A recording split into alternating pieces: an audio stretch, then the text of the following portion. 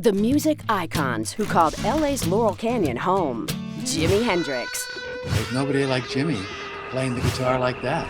The Doors. Jim Morrison was one of the people that was always part of our little clique.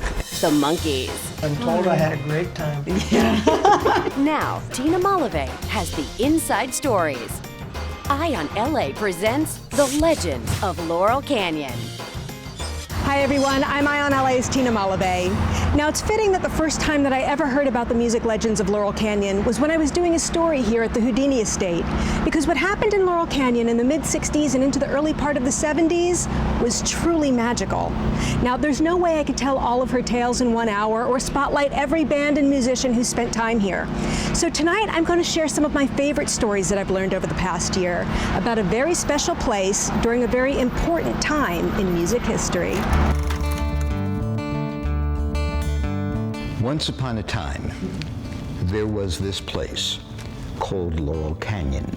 And if you had been fortunate enough in the mid to late 60s to have lived there, you would have found yourself among the most magical of people.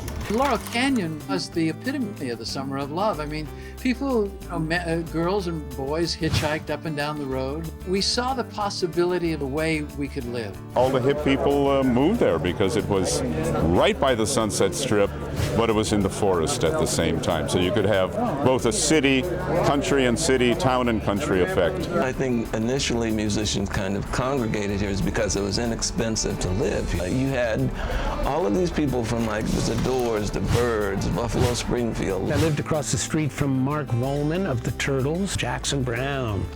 Right up the hill from Mickey Dolenz and Joni Mitchell and Frank Zappa. It never occurred to me that, 20, 30 years later, this would be a part of a history. My neighbors were Linda Ronstadt, John Mayall, Cass Elliot, the guys from Three Dog Night. The band Love, Crosby, Stills and Nash.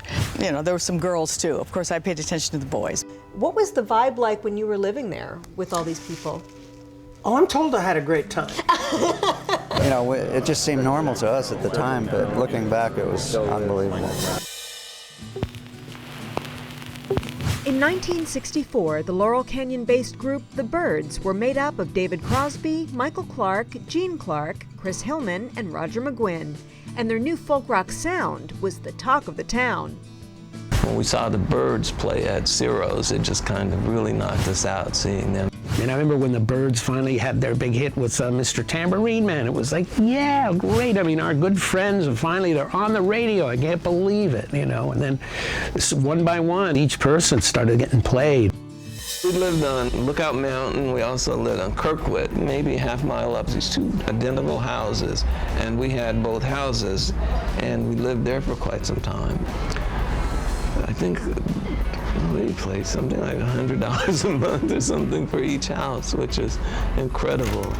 Founded by Arthur Lee and Johnny Echols, along with band members Brian McLean, Ken Forsey, Alban Snoopy Pfisterer, and Michael Stewart Ware, the band Love was groundbreaking in many ways, including being one of the first racially mixed bands. We couldn't play lots of places in this country, like in the South, which had a huge rock audience, but being that we were a racially mixed group, we couldn't play there. Because of this, many of Love's album covers featured drawings of the group rather than their actual pictures. The red states were basically off limits to us. Though hugely popular on the West Coast, Love never achieved the worldwide success many believe they deserved. We were having problems with our record company. We'd been offered a really fantastic deal to leave and go with MCA, which was a much larger record company than Elektra was at the time.